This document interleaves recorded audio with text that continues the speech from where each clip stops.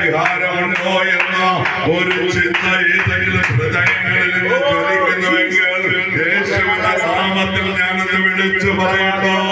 യേശു ജീവിക്കുന്ന ദൈവമാണ്. യേശുവിന് അസാധ്യമായി യാതൊന്നുമില്ല എന്ന വിശ്വാസത്തോടുകൂടെ യേശുവിന്റെ മുൻപിലാണ് നീ ആയിരിക്കുന്നതെങ്കിൽ നിന്റെ വിഷയങ്ങൾക്ക് നാളുകളായി പരിഹാരമില്ല എന്ന് നിന്നെ കൊണ്ട് പറയിക്കുന്നത് സ്തോത്രം. അത് ശാസ്ത്രവിന്റെ പദ്ധതിയാണ്. എന്തിനവൻ നിന്നെ കൊണ്ടത് പറയിക്കുന്നത് ചോദിച്ചാൽ ജീവിതത്തിൽ ഒരിക്കലും നിന്നെ പുറത്തു വരാതിരിക്കുവാൻ കഴിയുന്ന നിലവാരത്തിൽ പ്രശ്നങ്ങളിൽ നിന്ന് പ്രശ്നങ്ങളിലേക്ക് നിന്നെ വലിച്ചിഴച്ച് നിന്നെ തകർത്ത് കളയുവാനുള്ള ശാസ്ത്രവിന്റെ തന്ത്രമാണെന്ന് തിരിച്ചറിയുവാൻ നിനക്ക് കഴിഞ്ഞാൽ ഒരു കാര്യം വളരെ വ്യക്തമാണ്. കല്ലുരുട്ടി മാറ്റുവാൻ ഞാനും നീ തയ്യാറാണ്. അതല്ല എന്റെ ജീവിതം ഇങ്ങനെ നശിക്കട്ടെ, വരുന്നത് വരുന്നിടത്ത് വെച്ചെനിക്ക് കാണാം, അത് അങ്ങനെ തന്നെ പോട്ടെ, ഇനി എന്ത് കാര്യമെന്നുള്ള ചിന്തയാണ് നിന്റെ ഉള്ളത്തിൽ ജ്വലിക്കുന്നതെങ്കിൽ ദൈവസന്നിധിയിൽ നിന്നും പ്രാപിക്കുവാൻ നമുക്ക് കഴിയുകയില്ല. എന്റെ യേശു മരിച്ച് നാട്ടം വച്ചാലും ശരി, എന്റെ ജീവിതത്തിൽ പുതുജീവൻ പകരുവാൻ മതിയായവനാണെന്നുള്ള ഉത്തമ ബോധ്യം നിന്റെ ഉള്ളത്തിൽ ജ്വലിക്കുന്നുവെങ്കിൽ നിന്റെ ജീവിതത്തിൽ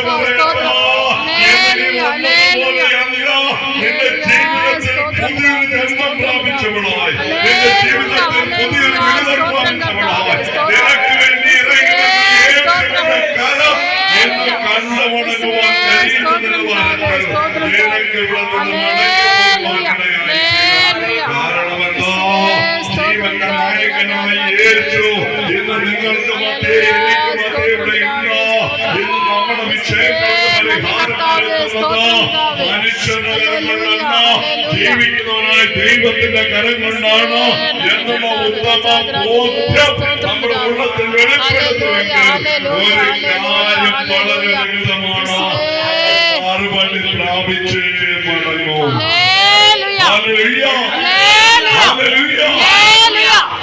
അപ്പോൾ മാറിയൊരു കാര്യം അറിയാം.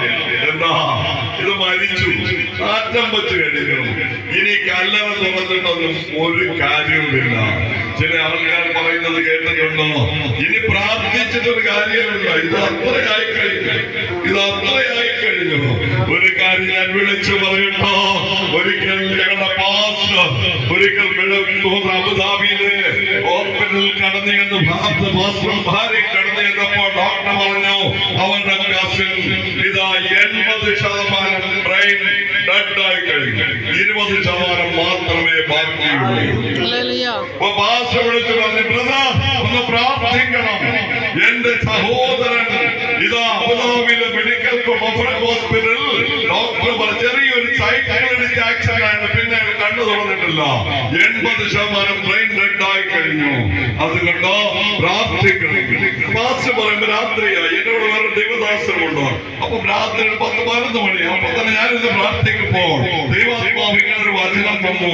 പഞ്ചസാര ഉണർത്തരികൾ കൊണ്ട് കടത്തിരമായി കരുതി വെച്ചിരിക്കുന്ന ദൈവം അവന്റെ രോഗത്തിന് ഈ രോഗം മുന്നോട്ട് പോവുകയില്ല, ഈ രോഗം അവിടെ കൊണ്ട് നിൽക്കും, അത് പിന്നിലോട്ട് പോകും.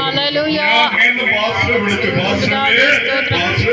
ഡോക്ടർ പറഞ്ഞതുപോലെ അല്ല, ദൈവം ഇങ്ങനെ ഒരു വചനം തന്നു. എന്താണ്? ഈ രോഗം മുന്നിലോട്ട് പോകത്തില്ല, ഈ രോഗം പിന്നിലോട്ട് പോകും, പൂർണ്ണ സൗഖ്യം പ്രാപിക്കുമെന്ന് ദൈവത്തിന്റെ ആത്മാവ് പറയുന്നു. എന്താണ് നിങ്ങൾ പറയുന്നത്? ഇത്